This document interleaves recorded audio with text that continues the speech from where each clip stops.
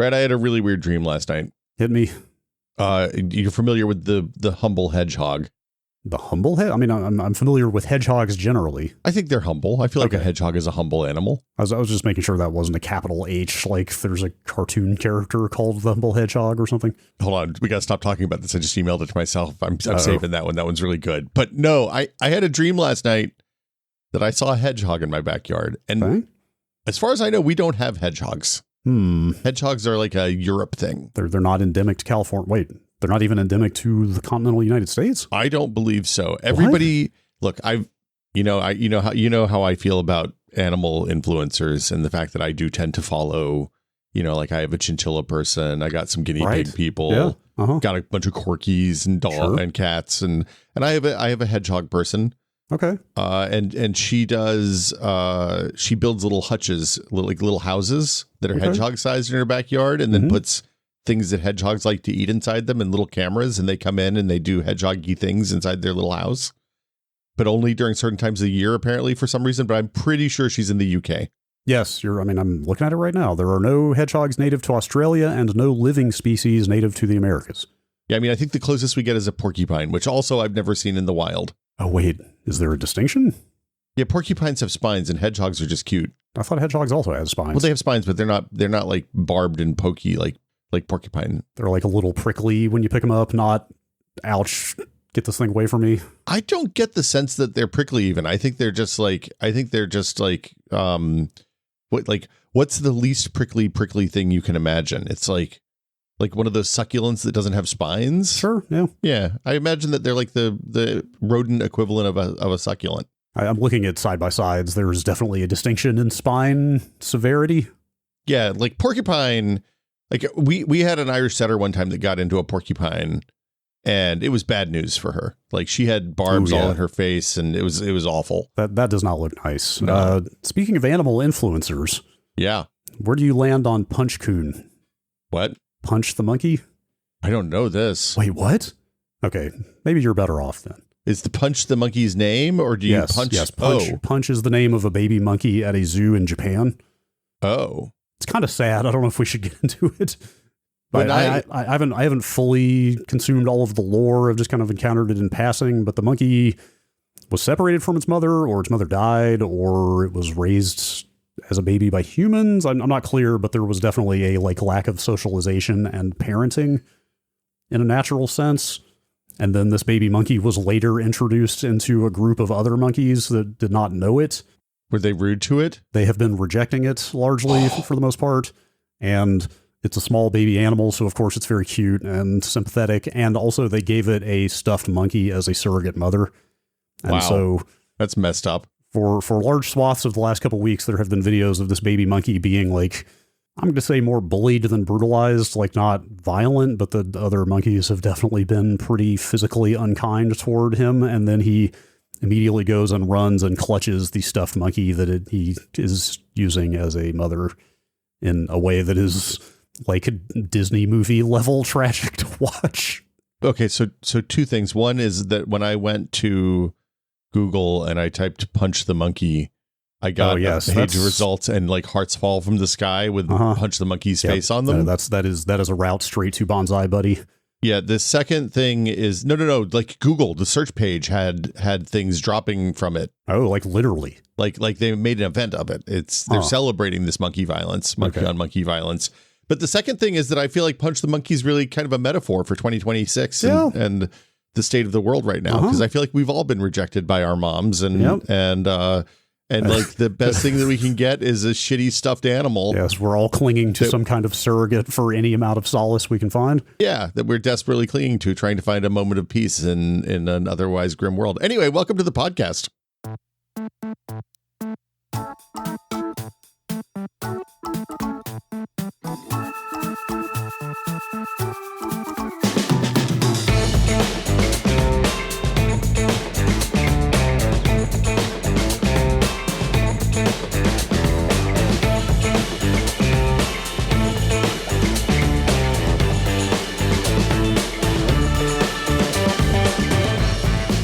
Welcome to Brad and Will Made a Tech Pod. I'm Will.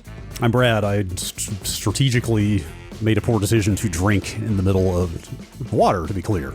I feel like when you use drink as an intransitive verb, people might assume you are drinking.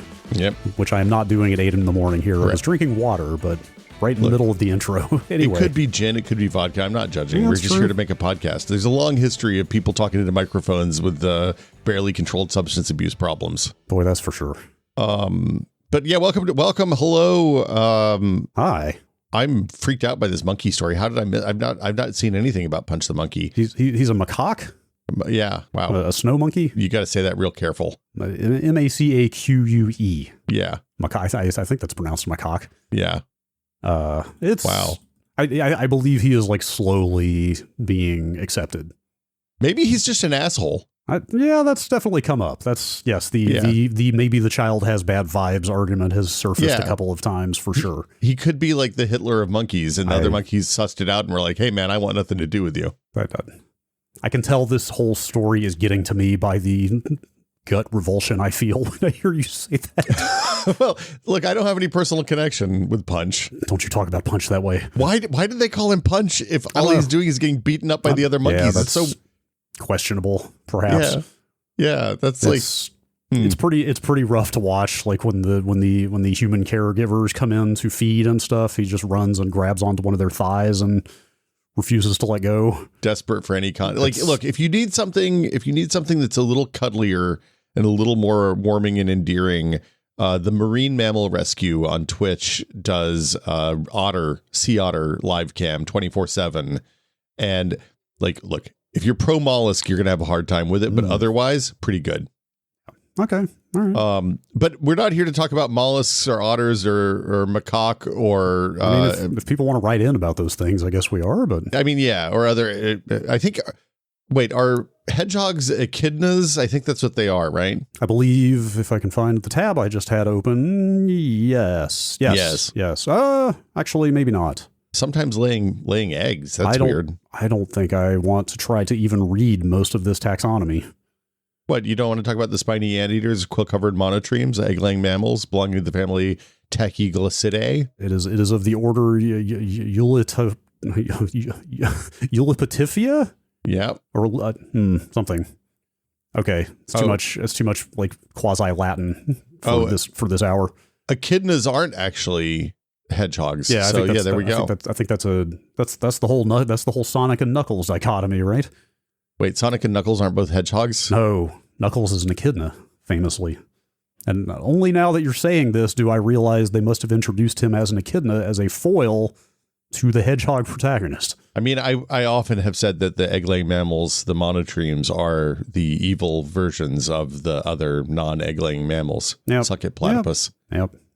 All right. Should we answer some questions? Yeah. If you have a question, you can send it via email. That's electronic mail to techpod@content.town. Or if you are a member of the Patreon, which you can find out about by going to patreon.com/techpod, then you can go into the questions seeking answers channel and post it there, and it will kind of disappear. Now, let me go and tell you, there was some proprietary knowledge dropped in the questions channel this month.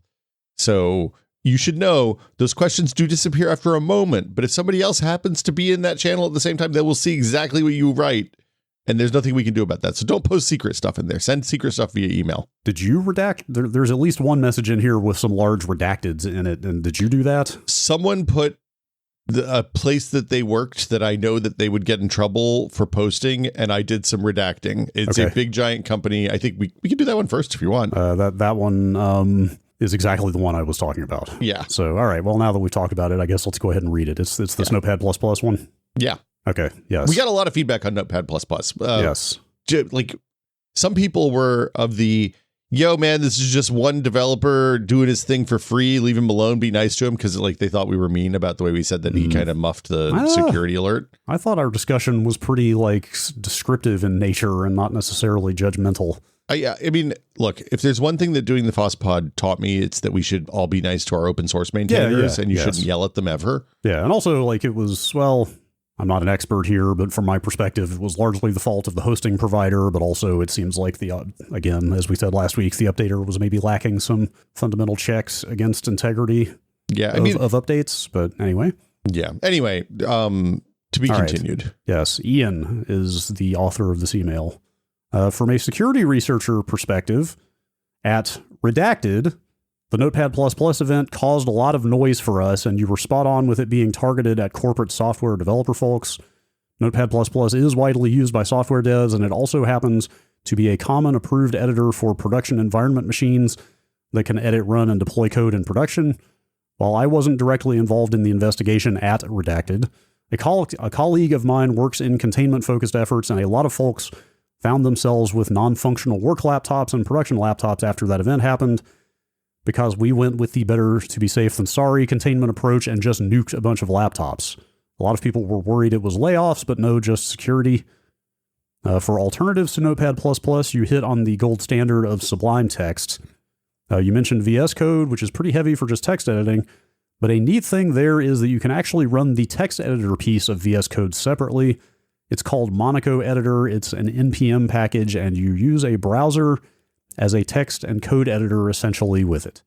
So, okay, two things. One is I want to know, obviously they made the laptop stop working remotely because that's the thing you can do in corporate environments. Yeah, and in fact, I would guess wiped them. I don't know if you can go that far. Maybe you're just like kind of like barring them from the network until they're wiped or something. I don't know. Well, I think they can do things like revoke BitLocker keys and stuff that, so the data is essentially gone. That would effectively be an easy way to wipe it. I love that. Not to go off on a tangent here, but I think I've talked about it before. That's how NVMe drives can be zeroed out. I think it's part of the spec these days is that they have on hardware encryption at all times, and to quote unquote erase an NVMe drive, you just have it wipe the decryption key, and then the data is effectively gone forever. The other thing I think is that like part of the concern with the machine that's been compromised at that level is that then it's compromised in some sort of firmware way, right? Or that there's something living in the firmware of the drives or whatever. So all the hardware is suspect. And I wonder if they just if these get chucked in the e-waste pile, or if they end up in the shredder, or like what the disposal process is for potentially compromised laptops at a big giant Fortune 100 company. Yeah. I want to see a laptop. I mean, it would be kind of sad to watch a perfectly good piece of hardware be destroyed, but also. But is it perfectly good, Brad? Yeah, that's the true. question. You can't be sure, man. I guess you'll never actually know. I also installed Sublime Text on all my computers this week. Okay. And holy crap, it's really good. Is it? I tried it like years ago, and I don't think I still have it installed, but I thought it was pretty good. Yeah. It might be. It's weird because Linux people tend to use VI or Nano or one of the CLI based text editors. There's kind of not a ton of really good plain text editors. There's a lot of stuff for like editing Markdown and doing like light word processing, but there's a weird void there, and Sublime fills that really nicely for me. So I've been using that for the last week or so. Last thing I'll say real quick, I don't remember who said this, but somebody in the thread for last week's episode on the Discord said, effectively, I'm paraphrasing, I have bad news for you about how widespread Notepad++ is in government institutions. Yeah, extremely. It seems like it's around quite a bit. I thought it was interesting that they seem to be targeting people building software at commercial places, right? Like that, like you imagine somebody who's shipping software to millions and millions of people. If you compromise one machine that's in the production pipeline for that in a way that you can put 0 days that nobody knows to look for into those pipelines, then all of a sudden you turn one hack into an installed hit of hundreds of millions or billions of people potentially. Yep. So, yeah. Yep. All right. Here's a pair of questions that I find amusing. Adam writes in first. When I was a child, my mother painted murals in people's homes. These were wealthy and extravagant homes that could afford a bespoke mural of ponies in their child's bedroom, so they usually had crazy tech products. I remember one of these homes having quite possibly the largest TV I had and maybe have ever seen. It looked like a CRT built into a massive cabinet. Kid brain is not the best at remembering dimensions, but I remember it easily being 6 feet tall and nearly 8 feet wide. This would have been around 2003, give or take a year or two. Did I actually see a massive tube TV, or was it some sort of early plasma TV? My wife has a similar story from a similar era, so I definitely didn't imagine it, maybe just exaggerated it. I double-checked. There was that video going around a year or two ago about, we found the biggest CRT ever made, which was a Sony This was probably not a CRT. Or something. It was 45. So this was probably not a CRT you're thinking of, because the biggest CRT screen ever made was only 45 inch, and it was like 400 pounds. And, and like that was, I think it was barely made. I think they didn't even make that many of them. It was unclear if they even made one. Like before they found the one that was in the Japanese restaurant, it was unclear that it was actually produced. Yeah. Right. Now there were CRTs that were built into giant wooden cabinets as like furniture back in the day that you could be thinking of, but even that wouldn't be anywhere near the dimensions you're talking about. So I went down the other side of this rabbit hole, and I looked up when plasmas started taking off. And in the early 2000s, the biggest plasmas were about 40 inches, 45 inches, were about 10 grand, 15 grand a pop. Later in the early 2000s, so like like sometime between the start of Twitter and 2010, 2012, Panasonic sold a 100-inch version of its plasma that was driven by 220 volt power in the US. Yikes. Kevin Smith famously put one at the foot of his bed. I think I've heard that story. And I think like for a while it was on display in the shopping center in the Westfield downtown where Nordstrom used to be. So you could go and look at one, and it was hanging in that center, like that's a shopping center that has a center column that has escalators that go up around the edge, and they hung it in the center there so you could actually see it. It was extremely large. But that would have been too late for this. So I bet what you saw was some sort of projection TV would be my guess. That was my guess. The other thing that came to mind when I read this was DLP, which was getting pretty big around this time, which is a form of rear projection. Yeah, like DLP would have been after this, I think, though. Really. I looked it up. The technology was invented in like 87. Oh, right. I'm pretty sure by the late 90s they were starting to get out as consumer sets. I mean, that wouldn't look like a CRT, so maybe unless you're forgetting what the screen type was, I'm not sure if that would apply, but DLP TVs got huge. They were, I think, probably the biggest screens out there at the time. Well, so I bought a rear projection TV in 2000 that was 55 inches, and DLP wasn't an option at that point, really. Because I would have absolutely bought the thinner one. Because the benefit of the DLPs was that the throw, like to get a CRT rear projection TV, you had to have 3 big giant tubes in the bottom that then were projected onto the screen. The DLPs, either they didn't exist or the bulbs burned out. Maybe that might have been why I didn't buy it, is because you had to keep replacing the bulbs every 400 or 1,000 hours or something. But it could have also been front projection is the other thing. A lot of people, like I know a couple of friends when I was a kid had front projection TVs embedded in those big cabinets that looked like it was built into the wall, but it was actually a projector hanging from the back of the room, and you may not have noticed that as a kid. The mystery, old giant TVs, man. Yeah, the mystery deepens. The other email here about TV related stuff is a bit more informational, or in fact, I kind of want to put this to maybe the audience, because I know you and I are both using old solutions for this. Jessica writes in, the bane of my existence is my HDMI switch. I've tried multiple different brands and cost points. However, the ones I've owned have been hot trash. What do you both use for HDMI switching if needed, or do you avoid it entirely? I've got a PS5, Switch 2, Series S, and a Raspberry Pi 5 used as a retro console and Roku replacement. I just want something my wife and I can push a button to switch inputs reliably. So I think you and I both are still using pretty old Sony receivers with HDMI inputs. So this is like not super helpful to Jessica, but I'm hoping people can write in or on our Discord if you have better options. Now that you have an HDR TV that does newer HDMI, are you just using the ports on the back of the TV? So my receiver is on the cusp where it supports 4K, but not HDR of any kind. So yeah, I would strip HDR if I even ran anything through that. So my TV has 4 inputs and 3 are just straight devices, consoles and stuff. And then the receiver currently is getting 1 input for everything I have that does not need HDR. Okay. But if I get an Apple TV, that's all going to have to go out the window, because then I'm going to have not enough ports. Or you could just, pull the receiver out of the pipeline. I'm trying to avoid having to get up and juggle cables every time I want to use something that's not hooked up. I see people talk all the time about HDMI switchers these days in relatively positive terms, but I mean, like Jessica here obviously has had a bad experience with those, so I certainly don't have any recommendations for which ones are good. Yeah, I don't. I used to use physical button HDMI switchers that were like you hit a clicky button and it would switch the connection. Yeah. That was in the pre-HDMI 2 days.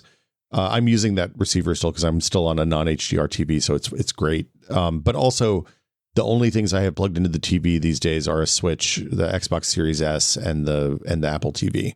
So I have enough ports on the back of the TV theoretically. I would look for a switcher that supports EAC. What's the new spec called? You're thinking of eARC? eARC, yeah. There's eARC for audio. There's HDMI 2.1 for all the video features. There's that's another reason I have never bothered upgrading all this stuff. Part of the reason I wanted to read this is I think I've mentioned this before. I've kind of gotten interested in maybe a more modular form of I need something to drive speakers and I need something to switch HDMI. But I definitely don't need most of the features in a very expensive AV receiver that does all of those things. Yeah. So like some more modular and maybe smaller solution that's like a switcher and some kind of amp that are separate. I'm kind of interested in these days, but again, I don't have good recommendations for what switchers are good for this sort of thing. I always worry about latency being introduced or weird processing stuff like interfering with image quality or stripping parts of the HDMI signal or whatever. Like I'm always paranoid about sending the video signal through too many intermediaries. It shouldn't, like if the switch is set up right, it shouldn't do any of that stuff. It should just pass straight through with no additional latency. Particularly like the HDMI 2.1 spec seems so onerous to implement that I would assume if you're compliant, then it's doing what it's supposed to be doing, but who knows? What I was going to say is you should look for one that supports CEC. Oh, yeah. But, so that way, because the beautiful thing is if all the stuff in your chain supports CEC, which all of those devices should, when you hit the button to turn it on, it should just switch to the right input on all the devices in the chain. And it's the technology is a little fiddly, but I'm sure that there are options out there, and I bet folks in the audience will have some recommendations. So yeah, that's my hope in reading this is that people will have feedback. The last thing I'll say real fast about CEC, did you see some people on the Discord 3 months ago, something like that, linking? I think the last time we talked about CEC, linking a project a guy did to effectively hack the CEC signals in his device chain with like a Raspberry Pi. Whoa, what? Like there are. I'd have to go revisit this to fully describe how it worked, but I think over the HDMI port on a Pi, he was able to like use it as a serial interface to detect the CEC signals coming in, or there might actually be like a Python library that kind of does that for you. And he full on posted some code examples of him like intercepting and parsing the signals and then wrote a little utility to control them. That is wild. Like to basically...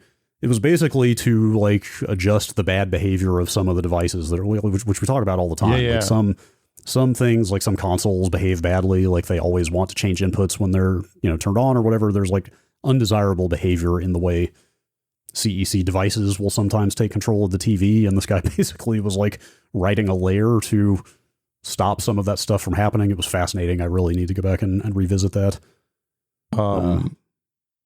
Yeah, it's. I'm looking at a thread on Reddit right now that talks about the best HDMI 2.1 switch, and they're talking about things like dropped frames at 120, blackouts at 120 hertz 4K video, and HDMI CEC signals not passing. So, like this, unfortunately, this might be one of those categories where you just have to keep buying and returning things until you find one that works. Is the other thing. Yep. Like there's no wire cutter review on HDMI switches because only weirdos like us have that stuff. Sadly, yes. Yeah. All right. This is from Francisco. I'm curious if you guys have ever messed around with MikroTik stuff. It seems well liked and fairly affordable for brand new switches and routers. MikroTik is a network hardware company in the kind of prosumer space. I should jump in real quick. It's kind of in the Ubiquiti vein, TP-Link, Omada, that kind of stuff. I've heard the interface for managing them is a bit arcane, and they make interesting choices on what ports to include and what standards to bake in. Maybe that's how they keep costs down. Some of their gear seems like it's aimed more at small ISPs, but they have plenty of home lab friendly stuff like the RB5009 router and CRS310 and CRS309 switches that I've personally been eyeing. There's definitely people on our server who like in fact, even outside the server, I see a lot of love for MikroTik for sure. The one thing is, as he kind of mentions here, the one thing I've been a little skittish about, and maybe you tell me if I'm getting too like, too zealous in this pursuit or not, but they use like a custom OS, and I'm really trying to get away from like kind of vendor specific anything these days and just go as generic as possible and stuff like this. So like if you get MikroTik stuff, you're learning their OS and their interface and their way of doing things as opposed to a more generalized solution, much like Ubiquiti. So yeah, it kind of reminds me of your old. It reminds me more of the last generation of Ubiquiti software that your edge router runs, not necessarily like the modern GUI'd up, classy version of the Ubiquiti software. My impression, again, I haven't used it, but my impression of the MikroTik software and interface it is definitely pretty networking grognard, like hardcore type stuff. I think it has a little bit of a softer edge than that, but but the folks I know who are into it are very like, hey, let's write the rules for our firewall in a text file. Yeah. People seem to love it though. Like I've kind of seen almost entirely positive stuff about MikroTik from people who have it. Yeah, I think I'm looking at their router page right now, and like for $200 you can get something with a bunch of 2.5 gigabit Ethernet ports. Oh, and one 10 gig SFP cage. So yeah, like that seems pretty, like that is an appropriate price for that hardware from what I look at. Yeah, you can get a lot for a good price from them as far as I've seen. Yeah, I don't have any personal experience though. This is an interesting question from Danny. PCs have more than enough power nowadays to multitasking efficiently. Why, as a standard in Windows, can't I separate user input devices so I can check emails while my kid is playing Disney Speedstorm? Video games can already take keyboard and controller inputs separately for same screen multiplayer. I don't know of any technical reason that couldn't exist. I'm assuming it's just because Microsoft has not built such a feature. The OSs don't, like, having made games where people are like, hey man, why don't you have split screen in this game before? It's really hard to have multiple viewports on modern graphics cards because they're not designed to be time sliced. That's the one thing I was going to say that I realized as I was saying there's no technical reason you couldn't do this, is that, yeah, if you're on a single GPU system, like that does exist now. I think that's the type of thing where you need like, yeah, or it does exist in some stuff. I think SRIOV is the thing you need that lets you partition resources on PCI Express devices, but I don't know how many graphics cards support that. Like you'll see the odd like Linus Tech Tips video where he's got infinite money to throw at some problem like this and makes things like this work. But maybe it is actually a harder problem at the hardware level to solve than I'm giving it credit for. But like I think it is solvable or will be at some point. But whether Microsoft ever builds a feature like that for something that's like a pretty major edge case, I think for most people, or edge use case, remains to be seen. Well, so the kind of killer app for consumers for SRIOV is running two GPU, like a GPU accelerated host and a GPU accelerated VM, and slicing off some of that. So, in the same way that you can say, hey, give your virtual machine 2 of my 16 CPU cores. With this, you can say, oh, give the virtual machine 10% of my GPU, right? It's not shipping in any consumer version of Linux that I'm aware of, and Microsoft hasn't looked at that yet. Yeah. But I mean, I think when that comes online, then we'll see a bunch of weird applications where people do, hey, assign this mouse to this VM and assign this keyboard to this VM. And that's essentially what you're talking about doing. Yeah. Like running a hypervisor with multiple virtual machines running underneath it, that some run on for your kid and some run on your thing. When you, like, for example, when you connect to GeForce Now, I'm sure that's what's happening. You're not getting a whole machine, right? Maybe you're getting a whole GPU, but you're probably not getting a whole machine anyway.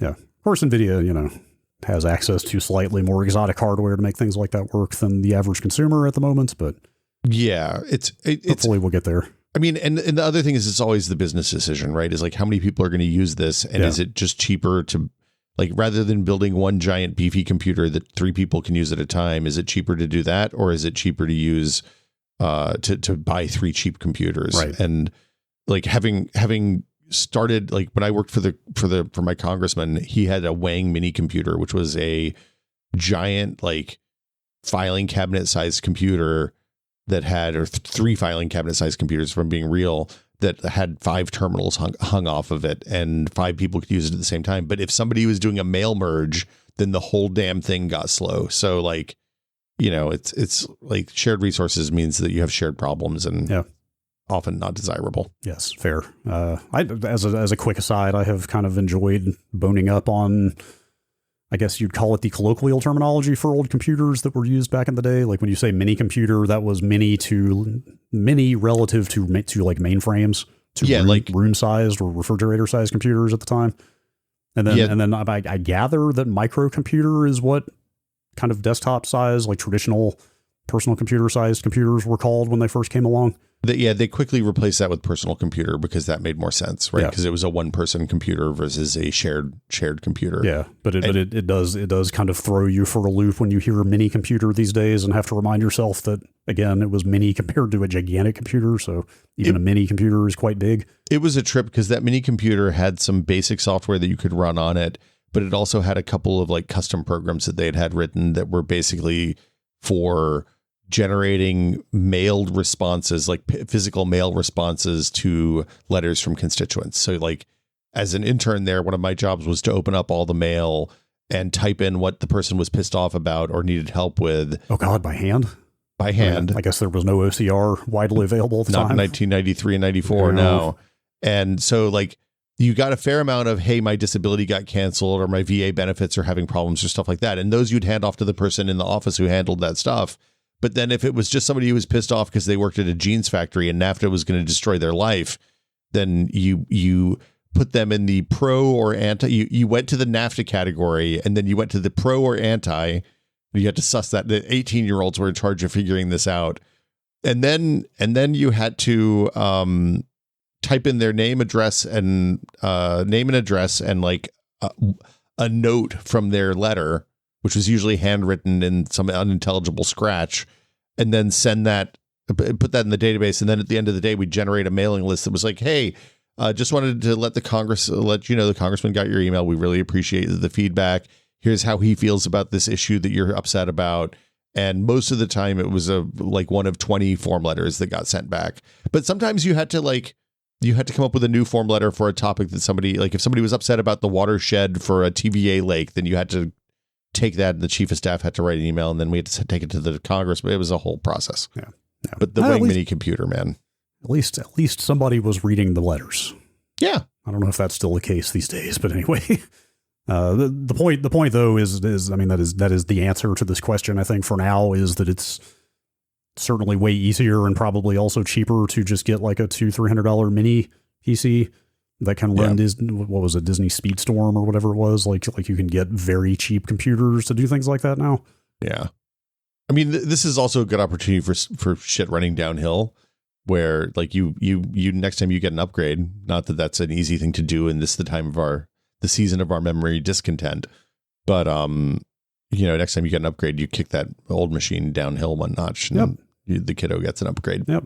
All right. Real quick. Speaking of children playing video games, Antonio, do you have any video game recommendations for a 2-year-old where they can just move the stick around and see fun things happen on screen?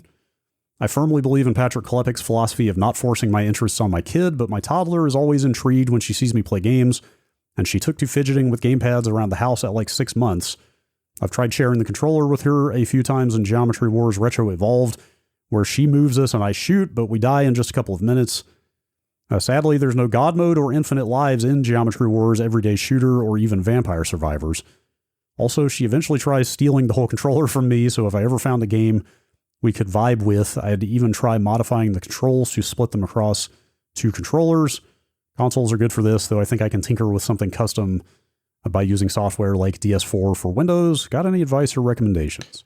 Okay, so I think I've been a success at this. My daughter's 13 now. She plays games with a mouse and keyboard as the Lord intended. And, I hear her yelling about noobs in Fortnite and whatever other games she's playing on the reg. I started her with actually Super Mario Maker. So we loaded up Super Mario Maker and I put her in one of those levels that Dan Reichert and Patrick Klepek made for those. No, I'm kidding. That would be horrible. Oh God. They made famously cruel levels to taunt each other with for a series of years. I did the opposite. So I built really simple levels. Like I looked at the ethos of 1-1 where they teach you to jump and they teach you to run. And I dialed it back like 15 notches. So I just taught her how to move Mario first with no enemies and nobody on the screen. Then I gave her a couple of guys to stomp and jump over. I gave her the ability to hit hammers and I just built increasingly complicated levels until she kind of understood what was going on. Then I eventually gave her,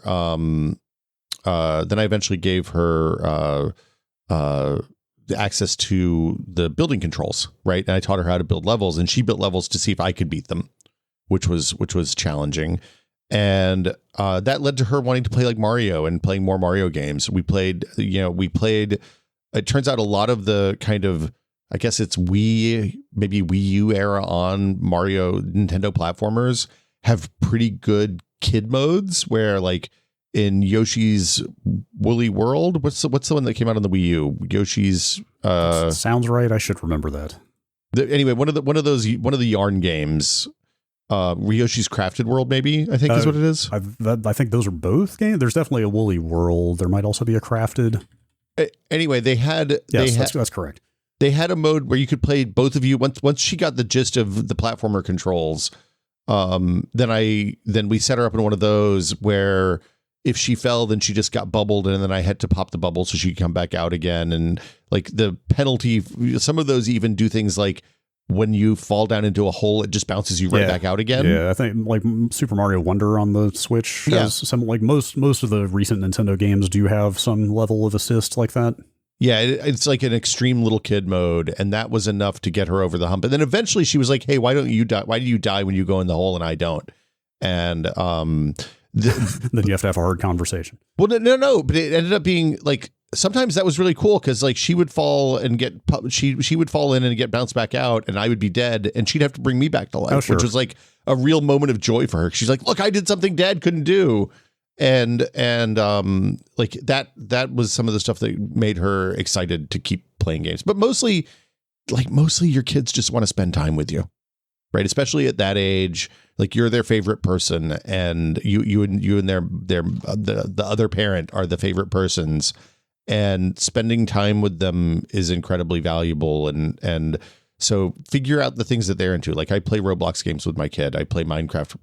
Like the other big one was Minecraft when she was old enough to get into Minecraft, which was a few years, like 4 or 5, I think. I would go in when I was traveling a lot for work, and I would build stuff in my hotel room at night so that when she would log into our shared world, she'd see like there'd be an enormous 30-foot, 300 block tall Mario sculpture or a Stormtrooper sculpture or something like that. And that was always a kick. That's fun. So, yeah, that's fun. There's also, I don't have a good specific game recommendation, but there's a ton of games that just have like very highly granular difficulty options these days that let you adjust like, health and damage and like kind of every knob you can think of to tweak difficulty they expose. I think that's good. Like, here's the thing. It's the thing to remember is that kids at that age aren't obsessed with winning. They're just like moving the guy on the screen and watching, like having control over the world is really fun. So you don't have to like, you don't have to bring our old gamer extreme mentality into it. Right. Yeah. Like they don't have to get the pacifism achievement in Geometry Wars. They can just hang out and have fun. Yeah. Yeah. All right, let's do at least one more email. I want to make sure we have time for some Discord questions as well. Here's one from Tim. I believe you guys mentioned the Apple TV Plus show Pluribus on a recent episode and that it was creepy and you were debating watching it with certain family members. Can you expand on what you heard? I've been about ready to add this to my watch list next, but I don't enjoy creepy at all. I've probably watched about 3 horror type films in my life and they were only horror adjacent at best. I watch these shows on my lunch break from work and have even less desire to see creepy stuff then. So I'd love to hear more. Was that you saying that? I don't remember if I said that. I don't think I remember saying that because I had been avoiding as much about Pluribus as I could. It's not. Did you watch it? Yeah, I watched the whole thing. It's great. It's my favorite one of his shows ever. So this email is very well timed because we finally cracked into it and watched. I've only seen the first episode so far, but it was one of the strongest first episodes of a TV show I have ever seen. The first episode has some like disturbing. It's about apocalypse, right? Yeah, it's but like a goofy one. I mean, there's definitely some pretty unsettling elements to what happens. Again, I've only seen the first episode, but like, I don't know if I'd quite go as far as to say it's horror-ish. It's like it's adjacent, but it's less adjacent than say something like Cabin in the Woods, which is like a slasher comedy movie. Yeah, right? Yeah. I mean, if your bar, it sounds like Tim's bar is incredibly low, basically non-existent for horror. Like this might actually be too much if you like literally have never seen a horror movie and have no desire to, but I would certainly not rate it as like it's unsettling. Yeah. The thing I would say is the first episode is, I think, as bad as it gets. Yeah, I could see that. Everything afterwards is inching back towards some semblance of normality. Dying to see more of it. It is. I had to pace myself because I would have gone through and watched it 8 hours in a row. I easily could have watched another episode. We like to space things out, at least no more than one a day. But I felt like whatever. Gauging reaction to things like TV shows from your social media feed is fraught and highly subjective and anecdotal, but I kind of felt like people seemed kind of mixed on it as it was airing. But I don't know. I don't know. Some people, I don't know. Maybe some people were just expecting another Breaking Bad or something, but I know it's obviously very different compared to some of his past stuff. It definitely has the Breaking Bad, like we're going to write ourselves into a corner and then figure out how we get out of it in the next episode vibe. In a way that I really like. I really love that. That was the thing I liked about Breaking Bad.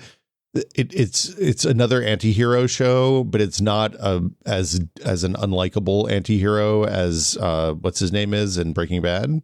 Yes. In some ways, she's much worse. I was going to say, again, with only the benefit of the first episode under my belt, like I would, in some ways, she's much more insufferable than Walter. Like, Walter White does terrible things, but like he does for mostly, well, not mostly. No, it's all selfish. By the end, yes, he is revealed to be a kind of a selfish monster, but the woe is me. I'm such a unhappy, wildly successful celebrity author stuff in the first episode is a bit insufferable.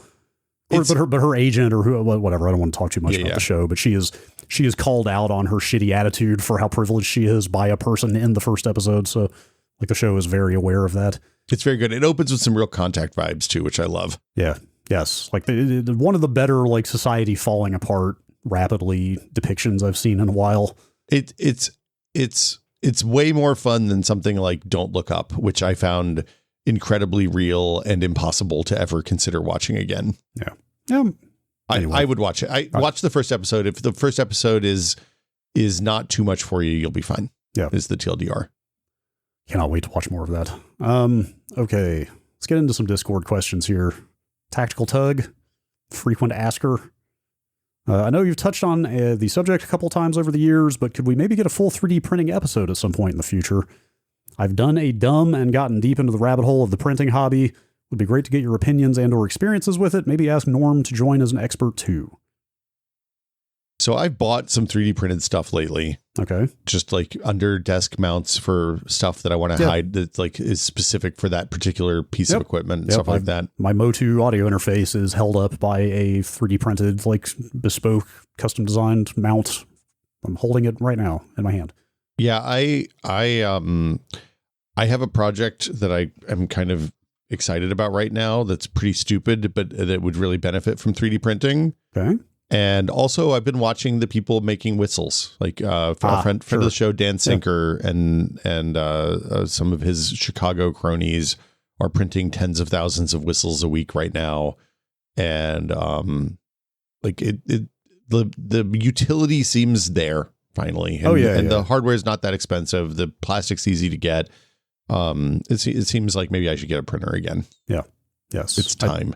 Yes, if we do such an episode, I think I will be the interested interrogator of that episode, especially if we have Norm on as well. Like, I respect the field and all the things that it is becoming useful for. It's just probably not something I'm ever going to get into, or at least certainly not in an apartment, maybe down the line at some point. But I would be much more in the question asking role.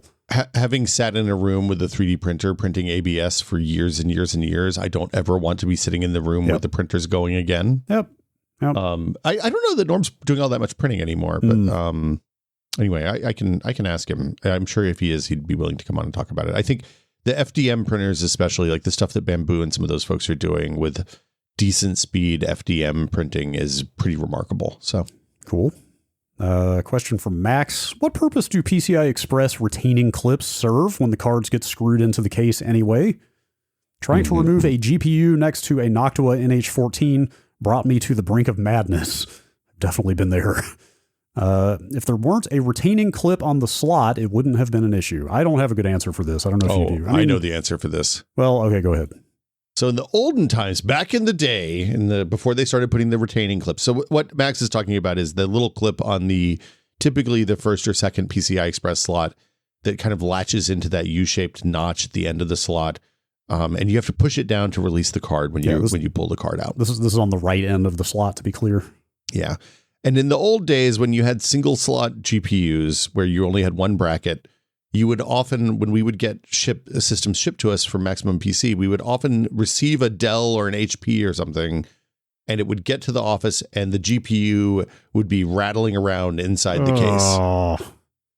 So they started putting on the bracket on the end of the clip so that wouldn't happen. So the cards wouldn't come loose in shipping. Wait, again, to the point of the question, though, was it not also screwed to the rear mounts? With a single slot card, it's a U-shaped screw.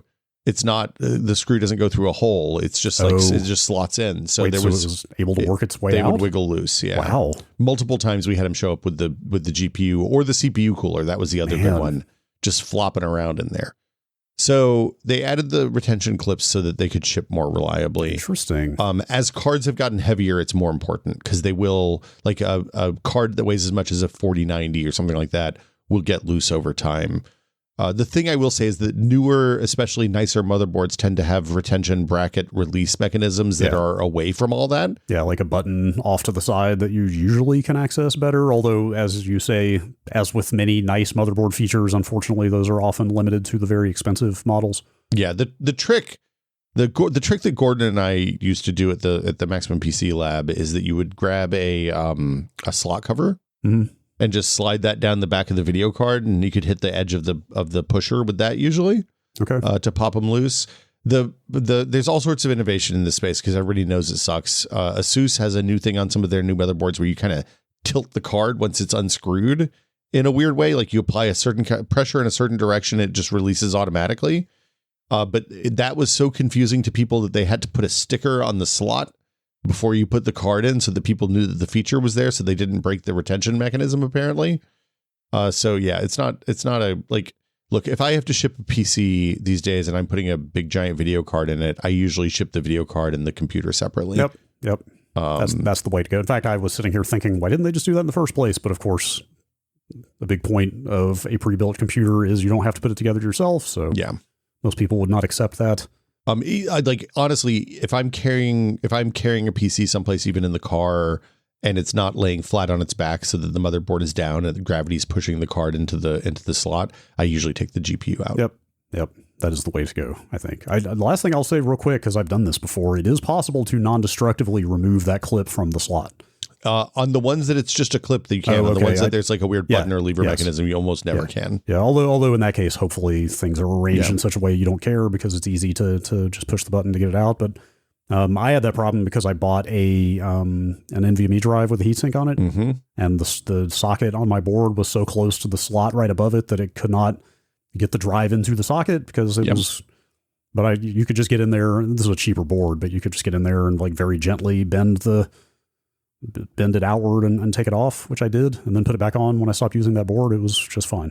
My new least favorite thing, like usually the good NVMe slot is right next to your video card. It's usually just above the video card slot. Yep. And on air-cooled systems or systems with big GPUs or whatever, you almost always have to take most of the computer apart to change the damn drive, which is just obnoxious. I hate it. Oh, it's terrible. Yeah. Okay. All right. I've got a pair of phone-related questions here that I think are pretty good.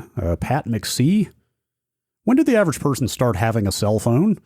Granted, I may be a little younger than the average listener, but in my head, most people didn't have cell phones until right before the iPhone came out, so circa 2005 or 6. Then the iPhone happened and suddenly everyone had a cell phone. Or maybe I just happened to live in rural, late happening place. When I left Tennessee, it was unusual to have a cell phone. That was in 2000. Okay. Like young people often would have cell phones, but they were very much of I have this and I'm paying for service that I can use it in an emergency, but I'm not going to use it to actually talk to people. Yeah, that's roughly my memory as well. This is easy for me to remember because I got my first cell phone shortly after I moved out here, which was early 2003. Yeah. And when I moved to California, at the time Pac Bell, what later became AT&T, was charged, like it was the beginning of unlimited talking, basically, or really high talk times. Sure. And for a while, our cell phone, we didn't have a home line here. Yeah. That was exactly the calculation I made when I came out here. And I think that's why I finally got a cell phone. Was I got here and I was like, well, I can register a landline now that I've gotten to California, or I could just go ahead and finally get a cell phone and not worry about it. And that's what I did. Although I remember being pretty resistant to the idea of getting one prior to that, because I felt like I didn't want to be contactable anywhere I was at any time. Like, it felt a little invasive to me, but I feel like I also remember feeling like I was like behind the curve of most people I knew. See, I had a crappy car, so having a cell phone was saved me from walking 10 miles down the freeway to get somebody to come tow me. Fair. For me, it was the jump from the old CDMA phones, because I was on Verizon or Sprint or somebody in Tennessee, and getting GSM and having just like more talk time, honestly, was like, it became a thing. Eventually we had to get a landline because we needed to get DSL. But yeah, until then. And then the next big jump was when all the phones switched from being phones to smartphones, at least here. That to me, I have a really distinct memory of standing on a Muni platform in like 2010, around the time we launch tested, and looking around and being like, wow, every single person on this platform is holding an iPhone looking at the internet right now. That is wild. That was his iPhone 4, I think. iPhone 4, yeah. Right. Yeah. Like three, the first one didn't. The first one was expensive. They didn't subsidize it, so it was like $700. The second one had bad battery life and a kind of crappy camera compared to a lot of what we now think of as dumb phones. 3G, you mean? The 3G, yeah. 3G is the first one I got. But the 4 was a real jump ahead. And there was 3GS in the middle of that, which was just kind of a minor bump. But yeah, I kind of regret never having gotten an iPhone 4. Like, I can't remember why I didn't get one. It's the one I have on the wall behind me, blown up. Oh, okay. Yeah. I mean, to a lot of people, I think it is still like the iPhone, or at least a very major milestone. But yeah, to me, it was the thing when it went from being a novelty to a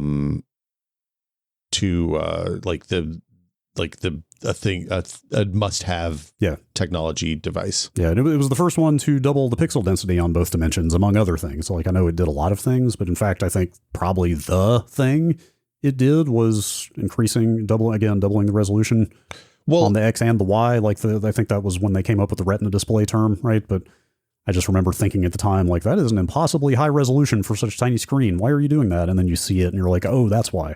And also at the same time, the phones had been around long enough that people were building websites. They worked with the phones, and apps were starting to come available for, like, the app ecosystem was really taking off at that time. Like, it was the confluence of things, right, that made it good. Yeah. And if you held it the wrong way, the cell phone wouldn't work. That's right. You had that going for you too. And also, it was all very exciting to watch it happening, not realizing all the while that it was going to destroy society. Yeah.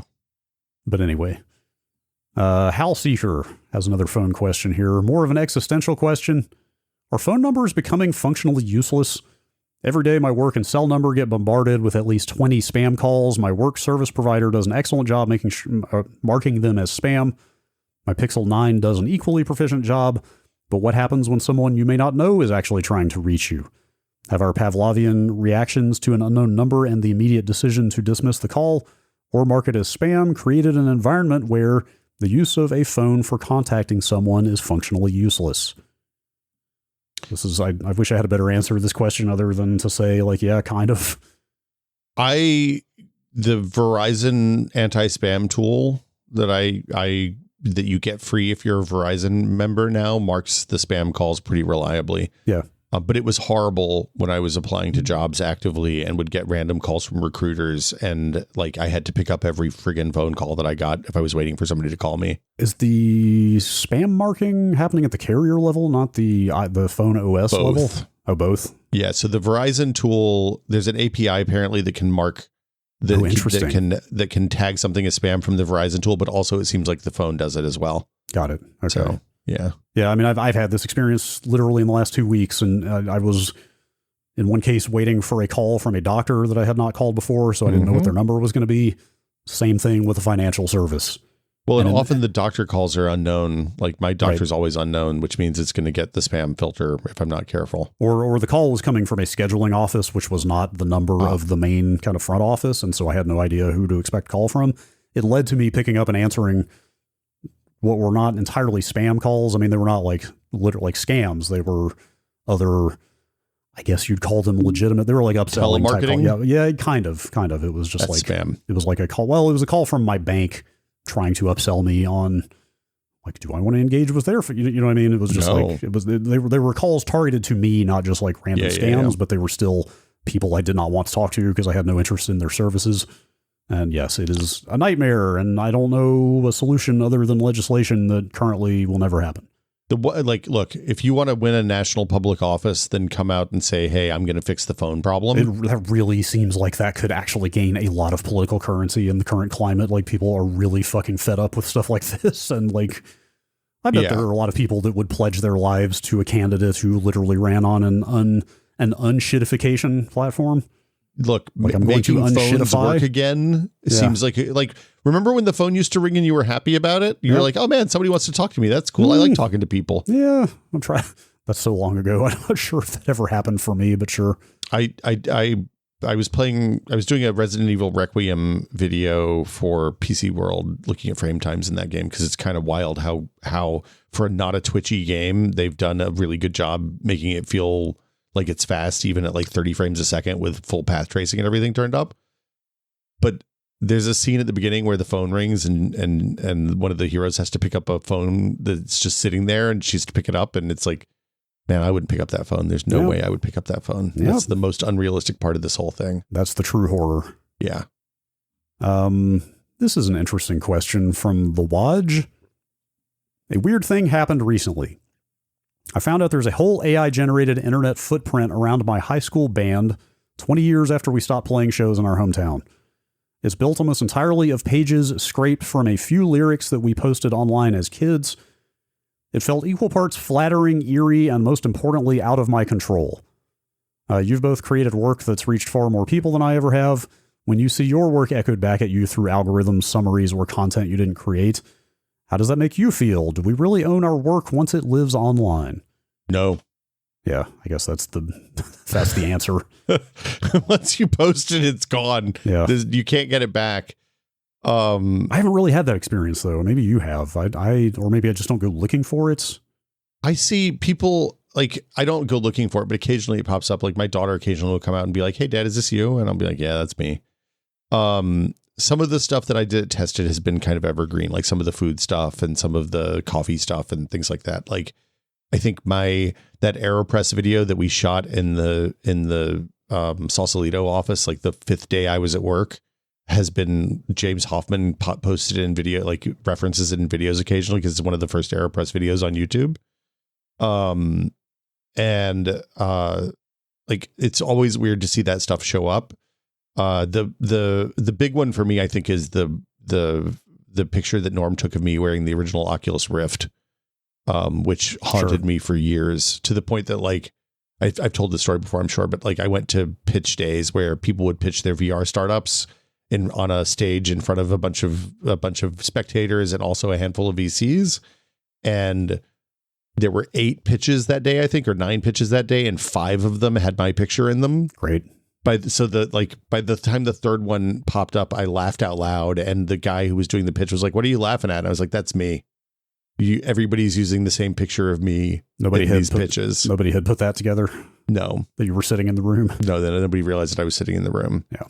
So I should say, I guess I obviously have seen a zillion references to work we have done. I guess I was interpreting this more literally from the AI or programmatic angle. Like, I have not seen much or any of my stuff extruded through the algorithm machine and turned into some new type of content, you know? Extruded is such a good word for that. It really is. Yes. Thank you. Like, but you know what I mean though? Like he's talking about something minor, like a minor input they put online that has now been turned into something bigger. Like, I haven't seen, other than those pitch emails we get all the time of people, or not people, but, you know, LLMs summarizing things we've said in podcast and turning it into some kind of pitch. Like, I haven't seen much that I've done that's gotten turned into new things. Look, Brad, I really loved the way that you highlighted the charming use of a shed as a place to store your old technology. Thanks, in Robot. The February 23rd episode. That's very flattering.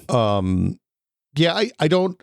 For me, it's always been human touch at this point, because I feel like our stuff isn't big enough to get extruded through the AI machine usually. Yeah, I think that's right. But also, yes, no, you don't own anything you put online. It's just out there for anybody to take and do with what they will. There was an Anacrusis video that Chet and I made that Asmongold embedded in one of his videos. Ugh. That was bad. That was not okay. Ugh. Yeah. On many levels. Ugh. Yeah. Okay. Let's do a few more here before we get out of here. Like short ones. Leonadar, I guess is how you want to say this. My nephew recently purchased a used PC that took some work to get going. He said he put Atlas OS on the machine and it's performing a lot better. I looked up Atlas OS online and it appears to be a modified Windows 11 install. Am I wrong in thinking that's super sketchy from a security perspective?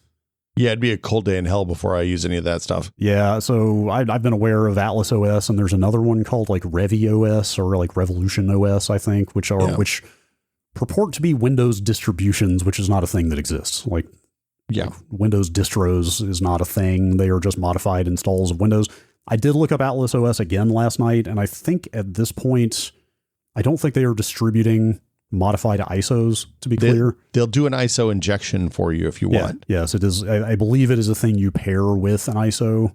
So basically, or an install. It's a deep loader. It's a glorified deep loader, which is what most people call things like this. Yeah, but also they're not signing their executables or anything like that. So like their process is install Windows and then run this thing that you have to turn off all your security protections for. Yeah. Like if you want to debloat Windows, then learn how to debloat Windows. I would generally advise against using one of these tools.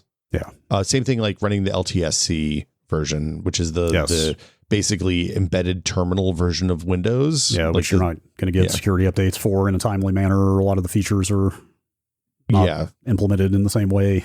Things are going to be weird. Yeah. And also there's a real chance if they become popular to the point that people are actually using them in large numbers, that Microsoft will just break key things that you need for your OS to work. And then you'll be in hey, I have to reinstall in order to fix this problem situation. Yeah. I don't trust these things from multiple angles. There is the obvious one of they're pretty vulnerable to like supply chain malware type attacks. So they're a vector for people to do bad things who are bad actors. There's also just the aspect of I don't trust what they are fiddling, even if they are coming from a noble place in terms of intentions. I still just don't necessarily trust them to tinker with the innards of something like Windows, because a lot of the things they would be looking to disable in a modern Windows are liable to break. You know what I mean? Like there's Edge. going to be downstream consequences. Yes, like Edge. The way you might disable Edge in a Windows install could very well break functionality you do want in Windows, and like I don't trust them to always have a good handle on what they're doing. And in fact, if you go through the Atlas documentation, and again, I hate referring to these things as like a separate name, like they're just Windows with modifications, like they're not separate operating systems. But if you go through the list of things they can turn off, they have them broken out into sections of, okay, here are things that once you disable them, you can't get back. You're going to have to reinstall Windows entirely if you want to re-enable these 5 things that we turn off. Like here are things that with some hoops jumped through, you can maybe restore properly. Like that's a level of modifying my operating system that I'm just not comfortable with.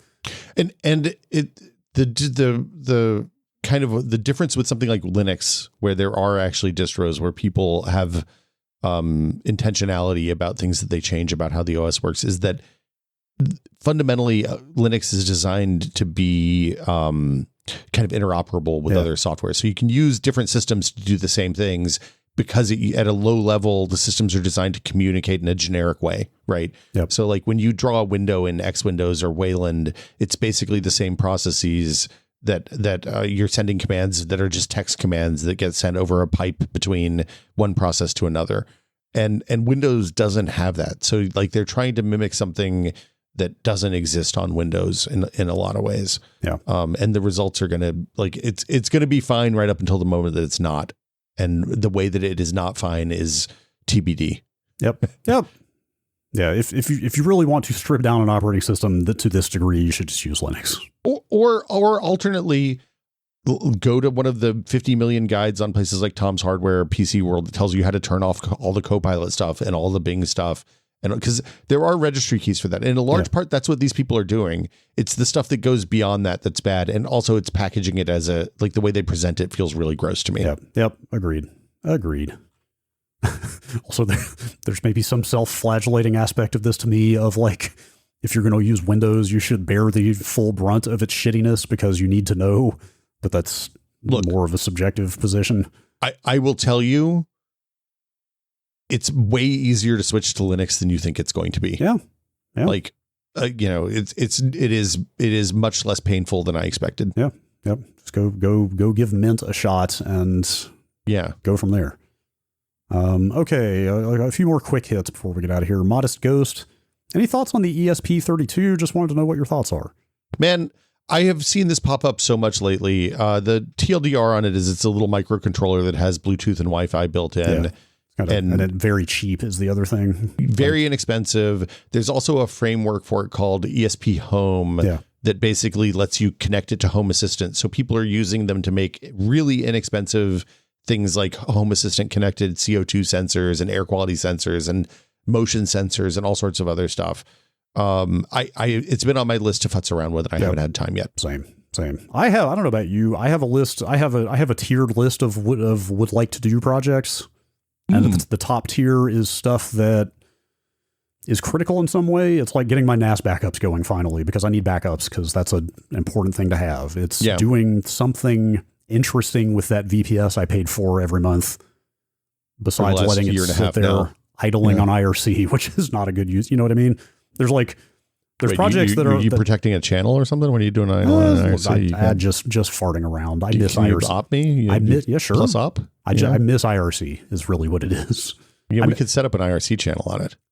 Server. What it really is I missed my calling in the late 90s by not having access to a shell account where I could run like an IRC bot or something. So I'm just kind of living out those fantasies. Anyway, the point is, like, the projects that have some urgency to them, whether it's to like secure data or stop wasting money on something, always are going to come first. And I never have time to get through all of those. So the like would be fun to futz with projects like doing something with an ESP32 are kind of just perpetually on the, well, maybe I'll get to that someday list. I really want to, like, I have wanted to buy a CO2 sensor for my office since I was sitting here with the door closed most of the day. So I'm fully with you, and I had been looking at them for a while, and until recently they were all like $200, and that was just a little more than I wanted to spend. There are starting to be some like cheapish ones. I think IKEA has like a $40 one now. Like there's a few options out there for like under $50 for a decent CO2 like particulate sensor. Because it's funny, like I notice, like recording Dual Boot Diaries in this podcast, we sit in here for an hour or two, the doors shut, the fans off. I notice when I turn the fan on after a long recording session and start getting fresh air forced in from the outside, I feel instantly better. Yep. More able to concentrate. So we've also been doing that every morning, even when it's cold recently. My girlfriend introduced me to the term burping the house. Oh yeah. Which I guess is a European construction. I can see that. That a lot of at least some European countries, they call it burping. That's funny. Your home. You just blast all the air out and get fresh air in? Yeah, pretty much. Do you do the thing with the front door where you slam the door open and close and it works like a bellows? No, but we have a pretty good through line through the house from the back door to the window next to me that just kind of gets a good cross breeze going. And we're close enough to the water that there's kind of always a breeze. Yeah, one of the things I wanted to put on, and at some point we have to redo the roof, and I'm probably going to put an electric heat pump in when we do that because it's all up in the attic. I want to do a whole house fan so that we can, which is a high flow, really loud, obnoxious fan that will just exhaust we open 3 or 4 windows and then you flip that thing on and it sucks all the air out of the house and you get fresh air in the inside. My dad installed one of those when I was pretty young in our house, just a giant exhaust fan that thing roars when you turn it on. I mean, it is, you don't want to stand under it. It's so loud, but it really cycles the air. The problem is once we got that, he never wanted to use the air conditioning anymore. Well, it was like if it was too hot in the house, he was just like, just turn the fan on, cycle the air out. Don't waste money on the electricity. The thing about where I live is even on days when it's like 90 degrees out, usually when the fog hits at 6 o'clock, it gets cool enough that if I could get the air, the hot air that's trapped inside the house out easily, I wouldn't need to run the air conditioning. Maybe this is a dad thing. Yep. Last thing I'll say real quick, the ESP32 project I always want to do is I like LED light strips that are programmable, and you can straight up just buy those by the foot now. on like AliExpress for insanely cheap, and they're like cuttable, or you can cut them to size, and you can pair each strip with a cheap little ESP32, and then those go on your Wi-Fi and can hook into Home Assistant, and you can just kind of script them to do whatever. So that's the thing I would use those for. Okay, we're going to wrap up here with what I'm going to call the me block. Oh, these are all very short, and they're all very me. DC Actual asks, hey, Brad, what is the software you were or are running to make a Raspberry Pi into an AirPlay receiver? If you mean receiver as in a thing you can play audio to, and that audio will come out of the audio output on the Pi, that's SharePort Sync, SHAIR port. That's a terrible spelling. Oh, yeah. It's like airport. Yeah, it's like airport. That's from the days of Apple making a product called the airport. Yeah. It's SHAIR port -sync. Now, you should know, as is common with open source stuff, you want the one that is being updated like frequently today, because it was actually forked from the original SharePort Sync, which is no longer worked on and has been kind of moribund for years. I think it's Mike somebody is the guy who owns the repo of the SharePort Sync you want. That's probably what Mike. Yes. Mike is doing good work, but that's probably the one that'll come up if you Google it. If you mean the thing that can stream to AirPlay devices, that's OwnTone, but I don't think that's what you're asking for. But anyway, there's that. Wild Ryle, Brad, did you RMA that DBX yet? I sure haven't. He's just staring at the camera, chat. I sure haven't. He's just staring at the camera, just shaking his head. He's disappointed in himself, I can tell. Should we start RMA Watch 2026? Look. It's on the list, man. If you don't RMA it soon, you can just put it out on the curb in like 6 months and then call it a day. I've got until November. Okay. I should really get that done, though. Honestly, since I got this little Triton compressor in line that's keeping me from peaking, like, that's most of what I wanted that DBX for. Look, it would be nice. It would be nice to get it back in the chain if they sent me a good one. But here's the thing: even if they don't, what you do is you RMA it and then you just sell it as used, not knowing whether it's good or bad. You assume that the one they sent you back is good. True. You sell it and you're like, hey, I replaced this with something I like better. Yeah. All right. Probably the last question. Last question from Patch. There's been talk on the show before about macOS being a certified Unix operating system. There's obviously, yes. Then there's obviously Linux, but does any other Unix actually exist at this point for a desktop now that IBM and Sun Microsystems are gone?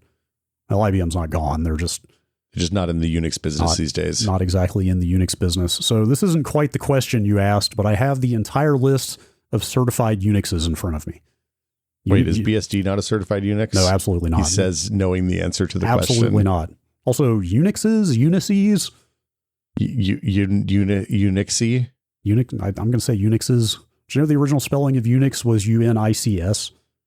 Because it was based on it's a play. Unix. Yeah. No, it's a play on Multics, which was Multics. I love old operating system history. Multics was an older time-sharing operating system that they kind of based Unix on in design.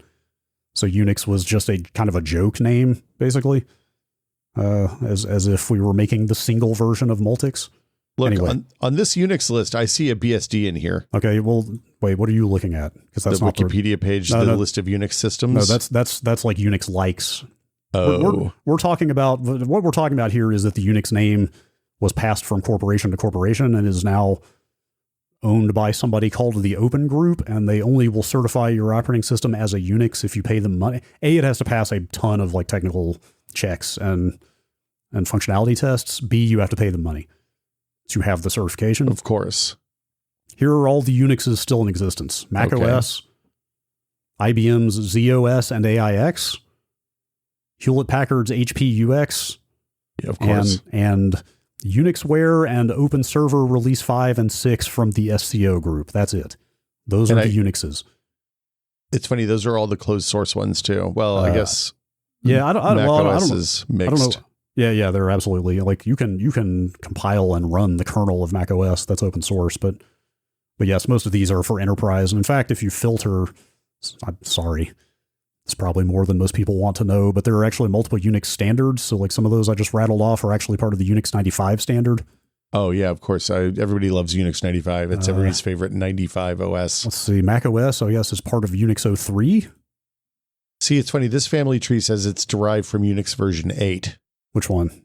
There's one. I'll post a link in the Discord. Are you looking at that insane infographic from Wikipedia? Oh yeah, it's fantastic. It's like maybe the biggest chart I've ever seen in my life. And it's an SVG too, like you can scale it infinitely. Okay. Yes, I've seen this one. I'm sorry, I was thinking of the Linux distro chart, which is way bigger than this. No, that one is true madness. Anyway, to answer the actual question, no, Mac OS is the only certified Unix on the desktop. If you mean Unix likes though, like Minix, Linux, all those count, right? I think. Well, I don't think there's a desktop version of Minix was so much like Multics informed Unix. Oh boy, Minix is basically what spawned Linux. Like Linus Torvalds, if you go back and read his original Usenet post, like he kind of made Linux in the image of Minix, which was another Unix-like operating system floating around at the time. Anyway, but yes, I think the actual spirit of this question is just like, what are Unix likes on the desktop? It's Mac OS, Linux, like FreeBSD is a desktop. You can run, I think you can run most of the OpenBSD. All the BSDs. So there's OpenNet and Dragonfly. Open Solaris counts still. Yeah. That's dude. Solaris and Illumos and that whole thing is like its own rabbit hole of operating system family stuff to talk about. Anyway, there's definitely like other Unix-like operating systems you can run on a desktop, but I'd say Linux and Mac OS are the two that matter. Yeah, that makes sense. I've been running a Mac at home lately, which we can talk about in an upcoming episode. Yeah. Yes. I think we might do a hands-on Apple update here in the not terribly distant future. I'm running Blue Bubbles, man. Oh, okay. I was wondering what are you running it on? A Mac Mini. I grabbed one from PC World. It turns out, as a company that has had a bunch of people that work there over the years, had a big giant stack of old Mac Minis, and I was like, "Hey, can I have one of these?" And they were like, "Yes." It's not an ARM Mac Mini, right? I did not. I felt like that was gratuitous for the use that I'm putting it to. Sure, fair. So I took the last of the. I took like a 2018 Mac Mini, basically. Yeah, it's not terrible. It runs Sequoia, but not Tahoe, I think. Is that? But yeah. I just need something that was newer than Ventura was what I was looking for. Sure. Yeah. We'll talk about it. I think we'll do a project episode soon that we can talk about it on. Yeah. We'll get back to it. Mac OS is a good operating system. It's neat. Somehow it keeps getting swept up in the anti-Windows crusade recently, and for reasons I don't entirely understand, but we can get to that later. Well, I mean, we can talk about that in the Mac the Apple episode, but I was surprised by how kind of lightly, it's not as in-shitified as Windows is, but it's definitely more in-shitified than Mac OS was the last time I messed around with Mac OS. I'd say lightly so, sure, but it's nowhere near as in your face. It's in your, anyway. I'll make a list. Yeah, we'll get to it later. Yeah. That'll do it for us this week, though. If you have questions, you can send them to techbot@content.town, or if you're in the Discord, you can post them in the Questions Seeking Answers channel, and they'll be there for a minute and then they'll disappear, but other people will see them in there if they're in there at the exact same time. So, Cake Batter is going to see them because Cake Batter is in that channel a lot. It's true. This is a great time for us to remind you that if you're not in that Discord, you can get there by going to patreon.com/techpod. where for $5 a month, you get access to the Discord, which is full of beautiful people who are into all sorts of amazing, nerdy stuff and talk about things like the Notepad++ breach. Honestly, we had some fascinating conversations about that I hadn't really considered, among other things. We also had what I would describe as a surprisingly measured and reasonable conversation about the challenges of people like us talking about AI in the feedback for last week's episode, which was really helpful because understanding and distribution of that as a technology is fraught both from a ethics perspective for a lot of folks, but also like the way somebody like you or I, who are kind of shade tree Python programmers at best, are going to have a different experience with that than somebody who's writing code that ships for hundreds of millions of people to use. So it was very helpful. I have not. I've been a bit ill this week, I'll say. I have not had a chance to look at all that stuff yet, but I need to catch up on it. It was a good conversation. But yeah, you can go to patreon.com/techpod and get access to all of that. This is the part of the show where we thank our patrons. So thank you, patrons. Thank you, patrons. We are listener supported. So without you patrons, we wouldn't be here. And we appreciate each and every one of you. But we want to give an extra special thank you to our executive producer tier patrons, including Jason Lee, OpenAI Delenda Est, which is very funny, Andrew Slosky, Jordan Lippett, Hesitation Fiends, David Allen, James Kamek, and Pantheon, makers of the HS3 high-speed 3D printer. Thank you all so much. We appreciate each and every one of you. Yes, we do. And that will do it for us this week. We'll be back next week with another edition of the Tech Pod. As always, please consider the environment before printing this podcast.